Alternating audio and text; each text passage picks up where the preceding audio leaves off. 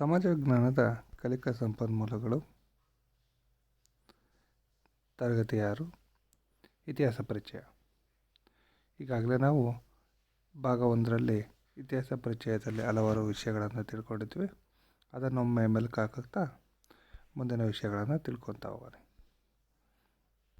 ಹಿಂದಿನ ಅವಧಿಯಲ್ಲಿ ನಾವೇನು ತಿಳ್ಕೊಂಡಿದ್ವಿ? ಇತಿಹಾಸ ಅಂದರೆ ಏನು? ಇತಿಹಾಸವನ್ನು ಹೇಗೆ ರಚನೆ ಮಾಡ್ತಾರೆ? ಆಧಾರಗಳು ಅಂದರೆ ಏನು? ಆಧಾರಗಳಿಲ್ಲದೆ ಇತಿಹಾಸನ ರಚಿಸ್ಲಿಕ್ಕೆ ಸಾಧ್ಯ ಇಲ್ಲ ಹೇಗೆ ಅಂತಕ್ಕಂಥದ್ದನ್ನು ತಿಳ್ಕೊಂಡಿದ್ವಿ. ಈ ತರಗತಿಯಲ್ಲಿ ಆಧಾರಗಳ ವಿಧಗಳು, ಅದರ ಮುಂದುವರೆದ ಭಾಗವನ್ನು ತಿಳ್ಕೊಳ್ಳೋಣ.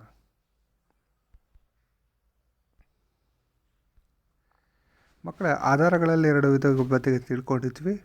ಸಾಹಿತ್ಯ ಆಧಾರಗಳು, ಮತ್ತೊಂದು ಪುರಾತತ್ವ ಆಧಾರಗಳು.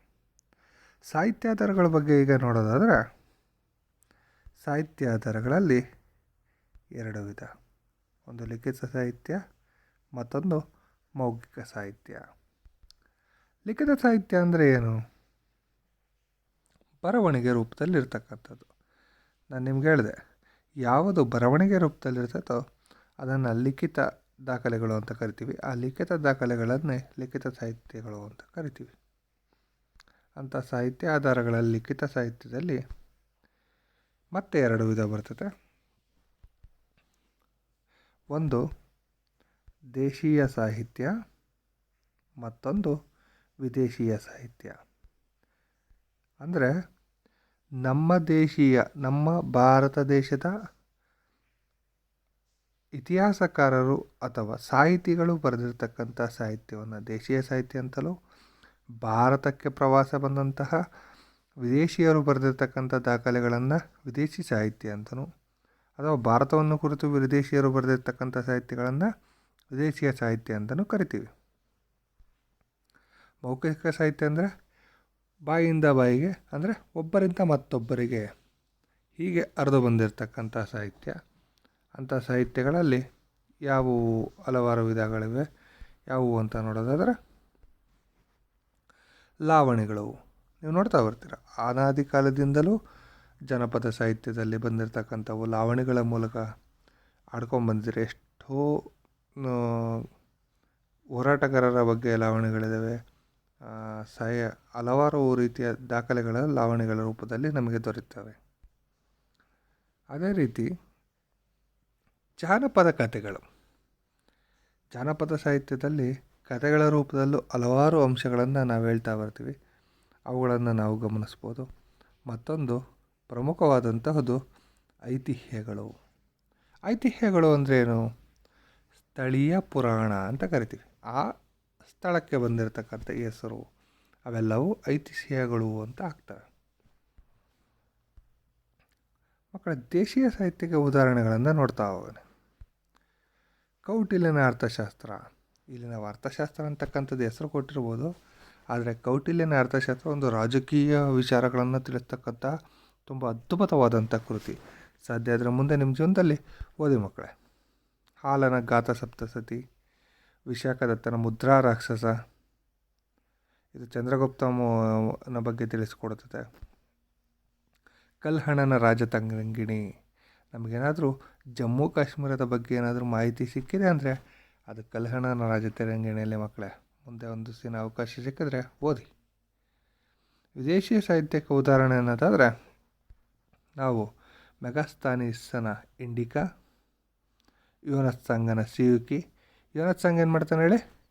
ಚೀನಾದಿಂದ ಬಂದಂಥವನು. ಹರ್ಷವರ್ಧನನ ಕಾಲದಲ್ಲಿರ್ತಾನೆ, ಪುಲಕೇಶಿಯ ಕಾಲದಲ್ಲಿರ್ತಾನೆ, ನರಸಿಂಹವರ್ಮ. ಹೀಗೆ ಎಲ್ಲ ಕಾಲಗಳಲ್ಲಿ ಭೇಟಿ ಮಾಡ್ಕೊಂಡೋಗಿ ನಳಂದ ವಿಶ್ವವಿದ್ಯಾಲಯದಲ್ಲಿರ್ತಾನೆ. ಎಲ್ಲದ್ರ ಬಗ್ಗೆಯೂ ವಿಷಯಗಳನ್ನು ಸಂಗ್ರಹಿಸಿ ಬರೆದಿದ್ದಾನೆ ಸಿಯುಕಿಯಲ್ಲಿ. ಅದೇ ರೀತಿ ಫಾಹಿಯಾನನ ಫೋಕೋಕಿ. ಈ ಹಲವಾರು ಕೃತಿಗಳಿದ್ದಾವೆ. ಕೆಲವೊಂದನ್ನು ಮಾತ್ರ ಉದಾಹರಣೆಗಳನ್ನಾಗಿ ನೀಡಲಾಗಿದೆ. ನೀವು ಇದೇ ರೀತಿ ದೇಶೀಯ ಸಾಹಿತ್ಯದಲ್ಲಿ ನಿಮಗೆ ಸಿಗ್ತಕ್ಕಂಥವು ಅಥವಾ ಪಠ್ಯ ಪುಸ್ತಕದಲ್ಲಿರ್ತಕ್ಕಂಥವನ್ನ ಪಟ್ಟಿ ಮಾಡಿ ಮಕ್ಕಳೇ. ಒಂದು ಕಡೆ ಪಟ್ಟಿ ಮಾಡಿ ಯಾರು ಯಾವ ಕೃತಿ ಯಾವುದ್ರ ಬಗ್ಗೆ ಹೇಳುತ್ತೆ ಅಂತಕ್ಕಂಥದ್ದನ್ನು ಸಂಗ್ರಹಿಸಲಿಕ್ಕೆ ಪ್ರಯತ್ನ ಪಡಿ. ಅದೇ ರೀತಿ ಪುರಾತತ್ವ ಆಧಾರಗಳು. ಅದರಲ್ಲಿ ಪ್ರಮುಖವಾದಂಥವು ನೋಡೋಣ, ಸ್ಮಾರಕಗಳು. ಸ್ಮಾರಕಗಳು ಅಂದರೆ ಗೊತ್ತಲ್ವ? ದೇವಸ್ಥಾನಗಳು ಅವೆಲ್ಲ ಬರ್ತವೆ. ಕೋಟೆಗಳು ಇವೆಲ್ಲವೂ ಸ್ಮಾರಕಗಳು. ಶಾಸನಗಳು, ಇತರ ಅವಶೇಷಗಳು, ನಾಣ್ಯಗಳು ಇವೆಲ್ಲ ಪುರಾತತ್ವ ಆಧಾರದ ಅಡಿಯಲ್ಲಿ ಬರ್ತಕ್ಕಂಥವು. ಇವುಗಳಿಂದ ಇತಿಹಾಸವನ್ನು ಹೇಗೆ ರಚಿಸ್ಬೋದು ಅಂತಕ್ಕಂಥದ್ದು ನೋಡೋಣ, ಒಂದೊಂದಾಗಿ ನೋಡ್ತಾ ಹೋಗೋಣ. ಚಿತ್ರದಲ್ಲಿ ಗಮನಿಸ್ತಾ ಇದ್ದೀರಾ, ಇಲ್ಲಿ ಸಂಚಿಯ ಸ್ತೂಪ ಇದೆ, ನಾಣ್ಯಗಳಿದ್ದಾವೆ, ಶಾಸನಗಳಿದ್ದಾವೆ, ಅಲ್ಮಿಡಿ ಶಾಸನ ಇದೆ. ಇತರ ಅವಶೇಷಗಳು ಅಂದರೆ ಹಲವಾರು ಅವಶೇಷಗಳು ಕಂಡುಬರ್ತವೆ. ಸ್ಮಾರಕಗಳಿಗೆ ಉದಾಹರಣೆ ಅಂದರೆ ಬೇಲೂರಿನ ಚೆನ್ನಕೇಶವ ದೇವಾಲಯ, ಬಾದಾಮಿ ಗುಹಾಂತರ ದೇವಾಲಯಗಳು, ಮೈಸೂರಿನ ಅರಮನೆ, ಹೀಗೆ ಪಟ್ಟಿ ಬೆಳೀತಾ ಹೋಗ್ತದೆ. ನಮ್ಮ ಇಂಡಿಯಾದಲ್ಲಿ, ಭಾರತದಲ್ಲಿ, ಅದರಲ್ಲೂ ಕರ್ನಾಟಕ, ತಮಿಳುನಾಡು, ಆಂಧ್ರಗಳಲ್ಲಂತೂ ಯಾವುದು ಸ್ಮಾರಕಗಳಿಗೇನು ಕೊರತೆ ಇಲ್ಲ. ಉತ್ತರ ಭಾರತದಲ್ಲೂ ಇದ್ದಾವೆ. ಉತ್ತರ ಭಾರತಕ್ಕೆ ಹೋಲಿಸಿದರೆ ದಕ್ಷಿಣ ಭಾರತದಲ್ಲಿ ಕೆತ್ತನೆಗಳಲ್ಲಿ ತುಂಬ ವೆರೈಟೀಸ್ ಇದೆ. ನೀವು ಸಾಧ್ಯ ಆದರೆ ಯಾವುದಾದ್ರೂ ದೇವಸ್ಥಾನಗಳಿಗೆ ಹೋದಾಗ ಅಥವಾ ಭೇಟಿ ನೀಡಿದಾಗ ನೋಡಬೇಕು, ಗಮನಿಸ್ಬೇಕು. ನಾಣ್ಯಗಳು ನೋಡಿ, ಕಾಸು, ಗದ್ಯಾಣ, ಪಣ, ವರಹ, ಸುವರ್ಣ, ರೂಪ ಇವೆಲ್ಲ ಬರ್ತಾವಲ್ಲ. ನಾವು ಮೊದಲೇನು ಅಂತಿದ್ವಿ, ಆಣೆಗಳು ಅಂತ ಕರಿತೀವಿ. 4 ಆಣೆ, 8 ಆಣೆ, 16 ಆಣೆಗೆ ರೂಪಾಯಿ. ಈಗೇನಾಗಿದೆ ಎಲ್ಲ ನೋಟ್ಗಳು ನೋಡ್ತಾ ಇದ್ದೀರಲ್ಲ, ಕಾಯಿನ್ಗಳನ್ನ ಕಾಯಿನ್ಗಳೇ ಕಡಿಮೆ ಅನಿಸುತ್ತೆ. ಏನಾದರೂ ತೂಕ ಹಾಕೋದಕ್ಕೆ ಮಾತ್ರ ನೋಡ್ತೀರ ಕಾಯಿನ್ಗಳು ಹಾಕಿ. ಇನ್ನು ಶಾಸನಗಳಲ್ಲಿ ಮಸ್ಕಿ ಶಾಸನ, ಅಲ್ಮಿಡಿ ಶಾಸನ, ಬಾದಾಮಿಯ ಶಾಸನಗಳು ಇವೆಲ್ಲವೂ ಕಂಡುಬರ್ತವೆ. ಇತರ ಅವಶೇಷಗಳು ಅಂದರೆ ಮಡಿಕೆ ಕುಡಿಕೆಗಳು, ಯುದ್ಧೋಪಕರಣಗಳು, ಮತ್ತು ಕೋಟೆಗಳು, ಆಭರಣಗಳು ಇವೆಲ್ಲವೂ ಬರ್ತವೆ. ಇತಿಹಾಸ ರಚನೆಗೆ ಬೇಕಾದಂಥ ಪುರಾತತ್ವ ಆಧಾರಗಳಲ್ಲಿ ಪ್ರಮುಖವಾದಂಥವುದಂದರೆ ಶಾಸನಗಳ ಬಗ್ಗೆ ತಿಳ್ಕೊಳ್ಳೋಣ. ಶಾಸನಗಳಲ್ಲಿ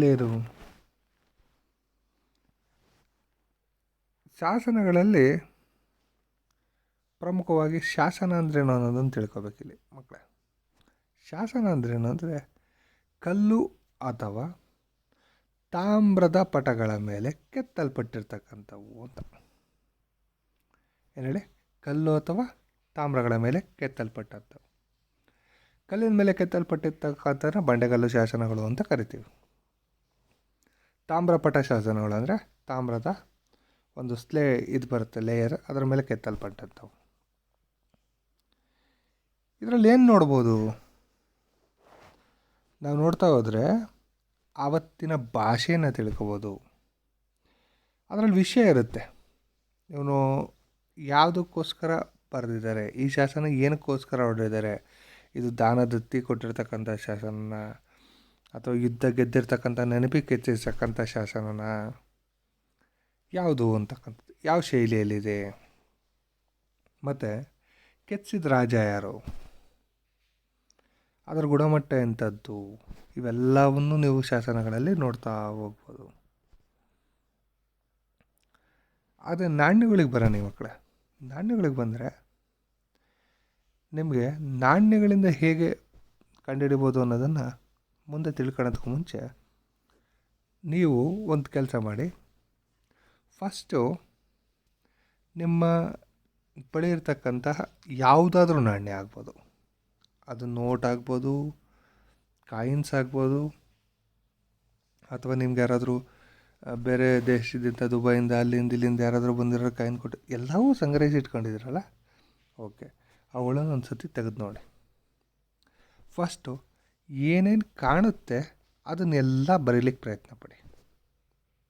ಒಂದೊಂದೇ ಬರಿತಾ ಹೋಗಿ ಮಕ್ಕಳೇ. ಅದ್ರ ಮೇಲಿರ್ತಕ್ಕಂಥ ಚಿತ್ರ ಏನು ಕೊಟ್ಟಿದ್ದಾರೆ, ಚಿತ್ರ ಏನು, ವ್ಯಕ್ತಿ ಚಿತ್ರಣ ಅಥವಾ ದೇವ್ರ ಚಿತ್ರಣ ಅಥವಾ ವಸ್ತು ಚಿತ್ರಣ ಏನು, ಅದ್ರ ಬೆಲೆ ಏನು, ಎಷ್ಟು ಇಸ್ವಿಲ್ ಬಂತು, ಅದು ತಾಮ್ರದ್ದ, ಬೆಳ್ಳಿದ ಕಾಯಿನ, ಆ ಕಾಯಿನ್ ಯಾವುದು, ಕಬ್ಬಿಣದ್ದ ಅಥವಾ ಮಿಕ್ಸೆಡ್ ಈಗ ಬರುತ್ತಲ್ಲ ಆ ಥರದ್ದ. ಯಾಕೆ ಇವನ್ನೆಲ್ಲ ಬರಿಬೇಕು ಅನ್ನೋದಾದರೆ ನೋಡಿ, ಒಂದು ನಾಣ್ಯ ಅವತ್ತಿನ ಸ್ಥಿತಿಗತಿ, ಆರ್ಥಿಕ ಸ್ಥಿತಿಗತಿಯನ್ನು ಹೇಳ್ಬೋದು. ಈಗ ಚಿನ್ನದ ನಾಣ್ಯ ಇದೆ ಅಂತ ಇಟ್ಕೊಳ್ಳಿ. ಚಿನ್ನದ ನಾಣ್ಯ ಏನು ಮಾಡ್ತೀವಿ, ಚಿನ್ನದ ನಾಣ್ಯದಲ್ಲಿ ಏನು ಮಾಡ್ತೀವಿ ಹೇಳಿ? ಚಿನ್ನದ ನಾಣ್ಯವನ್ನು ನೋಡಿದ್ರೆ ಅವತ್ತಿನ ಆರ್ಥಿಕ ಸ್ಥಿತಿ ತುಂಬ ಉತ್ತಮವಾಗಿತ್ತು ಅಂತ ಹೇಳ್ಬೋದು. ಯಾಕಂದರೆ ನೋಡಿ, ಚಿನ್ನದ ವಾಸ್ತವ ಬೆಲೆ ಮತ್ತು ಮುಖಬೆಲೆ ಎರಡೂ ಒಂದೇ. ಚಿನ್ನದ್ದು ಈಗ 10 ರೂಪಾಯಿ ಇದೆ ಅಂತ ಅದ್ರ ಮೇಲೆ ಅನ್ನೋದಾದರೆ ಅವತ್ತಿನ ಕಾಲಕ್ಕೆ, ಬೇಡ ಇವತ್ತಿನ ಕಾಲಕ್ಕೆ ಬರೋಣ. ಆಯಿತು, ಒಂದು ಚಿನ್ನದ ನಾಣ್ಯ 10 ಗ್ರಾಮ್ ಬೆಲೆ ಇದೆ ಅಂತ ಇಟ್ಕೊಳ್ಳಿ. ಇವತ್ತಿನ ಬೆಲೆ ಪ್ರಕಾರ 3,000 ರೂಪಾಯಿ ಇಟ್ಕೊಳ್ಳೋಣಪ್ಪ. 10 ಗ್ರಾಮ್ ಅಂದರೆ 30,000 ರೂಪಾಯಿ. ಆ ಚಿನ್ನದ ನಾಣ್ಯದ ಮೇಲೆ 30,000 ಅಂತ ಇಟ್ಕೊಳ್ಳಿ. ಆ ಚಿನ್ನವನ್ನು ಮುರಿದ್ರು ಬೆಂಡ್ ಮಾಡಿದ್ರು ಅದೇ ರೇಟೇನಾ? ಚೇಂಜಸ್ ಆಗಲ್ವಾ? ಓಕೆ. ತಾಮ್ರದ್ದು ಅದೇ ರೇಟೇನಾ?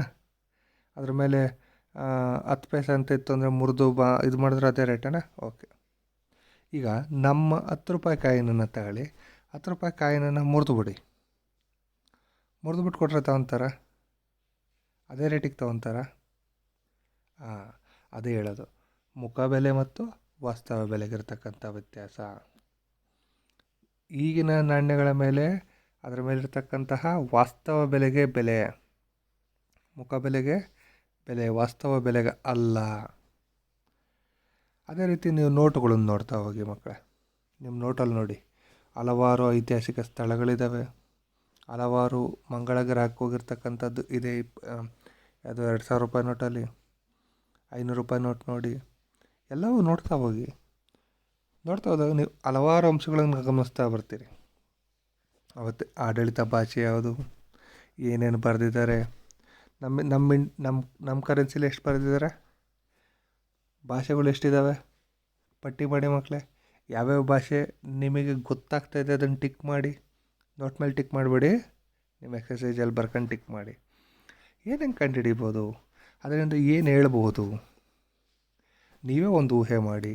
ನೀವೇ ಒಂದು ಚಿಕ್ಕದಾಗಿ ಒಂದು ಪ್ಯಾರದಲ್ಲಿ, ನಾನು ನೋಡಿರ್ತಕ್ಕಂಥ ಕಾಯಿನಲ್ಲಿ ಇದು 1 ರೂಪಾಯಿ ಕಾಯಿನಾಗಿದೆ, ಇದರ ಬೆಲೆ ಸಿಂಹರಾಜಿತ ನಮ್ಮ ರಾಷ್ಟ್ರ ಲಾಂಛನವಿದೆ, ಇದರ ಮೇಲೆ ಭತ್ತದ ಇದನ್ನು ಬರೆದಿದ್ದಾರೆ, ಬಳ್ಳಿಯನ್ನು ಬರೆದಿದ್ದಾರೆ, ಇದ್ರ ಹಿಂದ್ಗಡೆ ಇಂಥವ್ರ ಚಿತ್ರ ಇದೆ, ಭಗತ್ ಸಿಂಗು, ಗಾಂಧೀಜಿಯವರ ನೆನಪಿಗಾಗೋ ಮಾಡಿರ್ತಾರೆ, 1914ರಿಂದ 1947 ಅಂತ ಬರೆದಿರ್ತಾರೆ ಅಂತ ಇಟ್ಕೊಳ್ರಿ. ಇದರ ಸ್ವತಂತ್ರ ಹೋರಾಟದ ನೆನಪಿಗಾಗಿ ಮಾಡಿದ್ದಾರೆ. ಹೀಗೆ ಊಹಿಸಿ ನೀವೇ ಬರೀರಿ ಮಕ್ಕಳೇ. ನಿಮ್ಮಲ್ಲಿರ್ತಕ್ಕಂಥ ಕಾಯಿನ ನೋಡಿ ಅಥವಾ ನೋಟನ್ನು ನೋಡಿ ಬರೀರಿ, ಟ್ರೈ ಮಾಡಿ. ಅದೇ ರೀತಿ ಇತಿಹಾಸವನ್ನು ಬರೀಲಿಕ್ಕೆ ಹಲವಾರು ಪ್ರಮುಖ ವ್ಯಕ್ತಿಗಳು ಕೊಡುಗೆಯನ್ನು ನೀಡಿದ್ದಾರೆ. ಅಂಥ ವ್ಯಕ್ತಿಗಳ ಪರಿಚಯವನ್ನು ಮಾಡ್ಕೊಳ್ಳೋಣ. ವಿಲಿಯಂ ಜೋನ್ಸ್ ಭಾರತೀಯ ಶಾಸ್ತ್ರದ ಅಧ್ಯಯನಕ್ಕೆ ಮಹತ್ವದ ಹೆಜ್ಜೆಯನ್ನಿಟ್ಟಂಥ ಒಬ್ಬ ಇಂಗ್ಲೀಷ್ ಅಧಿಕಾರಿ. 1784ರಲ್ಲಿ ಇವರೇನು ಮಾಡ್ತಾರೆ, ದಿ ಏಷ್ಯಾಟಿಕ್ ಸೊಸೈಟಿ ಅಂತಕ್ಕಂತಹ ಒಂದು ಸಂಸ್ಥೆಯನ್ನು ಕಲ್ಕತ್ತಾದಲ್ಲಿ ಪ್ರಾರಂಭಿಸ್ತಾರೆ. ಎಲ್ಲಿ? ಕಲ್ಕತ್ತಾದಲ್ಲಿ. ಯಾವುದೇ ಸಂಸ್ಥೆ? The Asiatic society. ಬಹುಭಾಷಾ ಪಂಡಿತರಾದಂಥ ಇವರು ಗೀತಗೋವಿಂದ, ಮಾನವ ಧರ್ಮಶಾಸ್ತ್ರ ಮುಂತಾದವನ್ನು ಅಭ್ಯಸಿಸಿರ್ತಾರೆ. ಶಾಕುಂತಲಾ ಕೃತಿಗಳನ್ನು ಇಂಗ್ಲೀಷ್ ಭಾಷೆಗೆ ಭಾಷಾಂತರ ಮಾಡ್ತಾರೆ. ಅರ್ಥ ಆಯ್ತಾ ಮಕ್ಕಳ? ಅದೇ ರೀತಿ ಮ್ಯಾಕ್ಸ್ ಮುಲ್ಲರ್ ಪೌರತ್ಯವಾದಿ ಹಾಗೂ ಭಾರತೀಯ ಶಾಸ್ತ್ರದ ಅಧ್ಯಯನಕ್ಕೆ ಮಹತ್ವದ ಹೆಜ್ಜೆಯನ್ನು ಇಟ್ಟಂತಹ ಇಂಗ್ಲೀಷ್ ಅಧಿಕಾರಿ. Secret of the last East ಹೆಸರಿನಲ್ಲಿ 50 ಸಂಪುಟಗಳನ್ನು ಇಂಗ್ಲೀಷ್ನಲ್ಲಿ ಜಾರಿಗೆ ತರ್ತಾರೆ. ಜೇಮ್ಸ್ ಬಿಲ್ ಸ್ಕಾಟ್ಲ್ಯಾಂಡಿನ ಇತಿಹಾಸಕಾರರು. ಇವರು ಹಿಸ್ಟ್ರಿ ಆಫ್ ಇಂಡಿಯಾ ಅಂತಕ್ಕಂತಹ 6 ಸಂಪುಟಗಳ ಭಾರತದ ಇತಿಹಾಸವನ್ನು ರಚಿಸಿರ್ತಾರೆ. ಎಲ್ಲರೂ ಸ್ಮರಿಸ್ಕೋಬೇಕು ಮಕ್ಕಳೇ. ಅಬೆ ಡುಬಾಯ್ಸ್ ಇವರು ಒಬ್ಬ ಫ್ರೆಂಚ್ ಮಿಷನರಿ, ಫ್ರೆಂಚಿನ ಒಬ್ಬ ಅಧಿಕಾರಿ. ಶ್ರೀರಂಗಪಟ್ಟಣದ ಬಳಿ ಗಂಜಾಮ್ ಅಂತಕ್ಕಂಥ ಪ್ರದೇಶಕ್ಕೆ ಬಂದು ಅಲ್ಲಿ ಸ್ಥಳೀಯ ಸಂಸ್ಕೃತಿಯಕ್ಕೆ ಇಷ್ಟಪಟ್ಟು ಅವ್ರೇನು ಮಾಡ್ತಾರೆ, ಅಲ್ಲೇ ಸನ್ಯಾಸಿಯಂತೆ ಜೀವನವನ್ನು ನಡೆಸ್ತಾರೆ. 24 ವರ್ಷಗಳ ಕಾಲ ನೆಲೆಸಿದ್ರು ಅಂತ ಹೇಳ್ತಾರೆ. Hindu manners, custom and ceremonies ಅಂತಕ್ಕಂಥ ಒಂದು ಕೃತಿಯನ್ನು ಬರೀತಾರೆ. ಇದರಲ್ಲಿ ಭಾರತೀಯ ಆಚಾರ ವಿಚಾರಗಳ ಬಗ್ಗೆ, ಹಬ್ಬ ಹರಿದಿನಗಳ ಬಗ್ಗೆ ಮತ್ತು ಪ್ರಮುಖವಾಗಿ ನೋಡಿ ವರ್ಣಾಶ್ರಮದ ಬಗ್ಗೆಯೂ ಸಹಿತ ಅದರಲ್ಲಿ ಬರೆದಿದ್ದಾರೆ.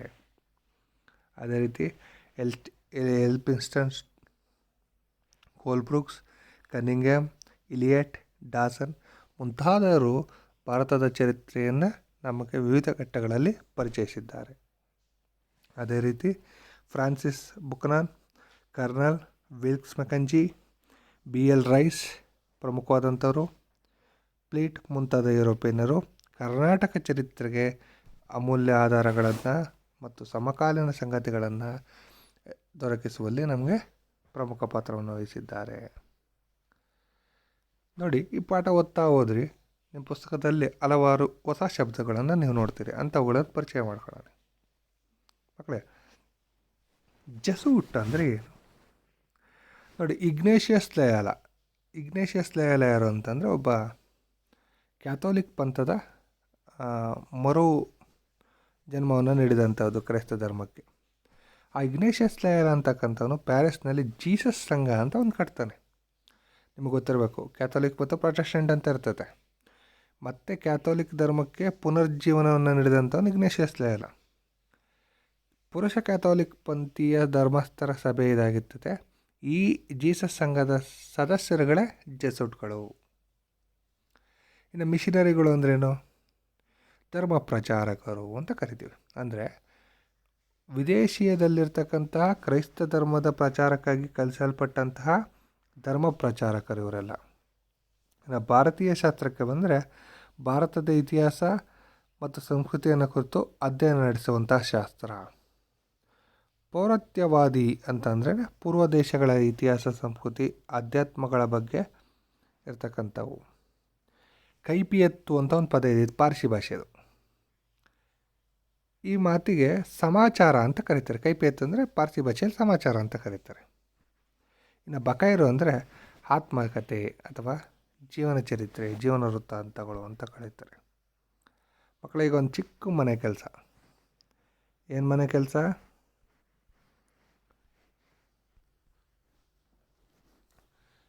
ಮಕ್ಕಳಿಗೆ ಒಂದು ಚಿಕ್ಕ ಮನೆ ಕೆಲಸ ಏನು ಅಂತಂದರೆ, ಶಾಸನ ಅಂದರೆ ಏನೋ ದೊಡ್ಡದು ಅಂತ ತಿಳ್ಕೊಬೇಡಿ. ಕಲ್ಲಿನ ಮೇಲೆ ಕೆತ್ತಲ್ಪಟ್ಟಂಥದ್ದು.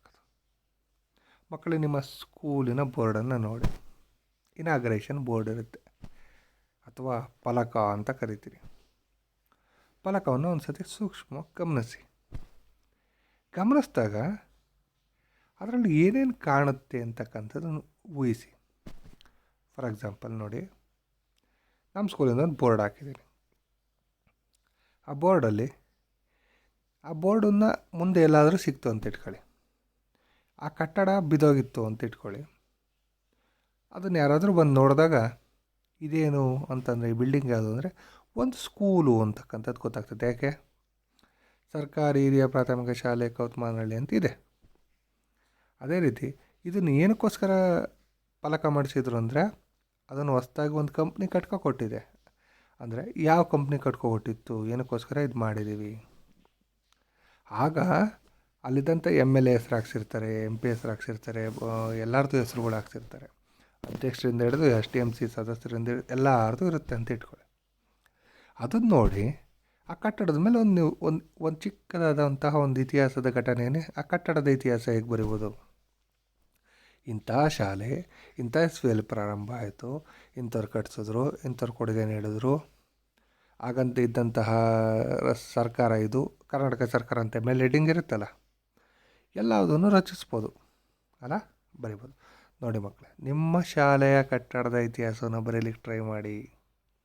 ಇನ್ನು ಲಿಖಿತ ದಾಖಲೆಗಳು ಬೇಕು ಅಂದರೆ ನಿಮ್ಮ ಸ್ಕೂಲಲ್ಲಿರ್ತಕ್ಕಂಥ ಹಳೇ ಡಾಕ್ಯುಮೆಂಟ್ಸ್ಗಳು, ಅಡ್ಮಿಷನ್ ಡಾಕ್ಯುಮೆಂಟ್ ಇರ್ತಾವಲ್ಲ, ತೆಗೆದೊಂದು ಸತಿ ವಿಚಾರಿಸಿ ನೋಡಿ.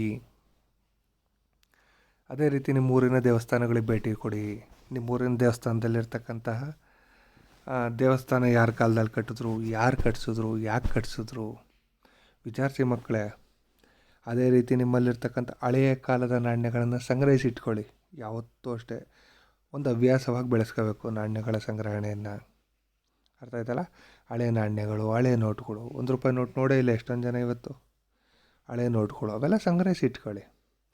ಅದರಲ್ಲಿರ್ತಕ್ಕಂಥದ್ದು ಅಂಶಗಳನ್ನು ಬರೆದಿಟ್ಕೊಳ್ಳೋದು, ನಿಮ್ಮ ನೋಟ್ಬುಕ್ಕಲ್ಲಿ ಬರೆದಿಟ್ಕೊಳ್ಳೋದಕ್ಕೆ ಪ್ರಯತ್ನ ಪಡಿ. ಅದೇ ರೀತಿ ನಿಮ್ಮ ಊರಿಗೆ ಸಂಬಂಧಿಸಿದಂತೆ ಹಲವಾರು ಕಥೆಗಳಿರ್ತವೆ.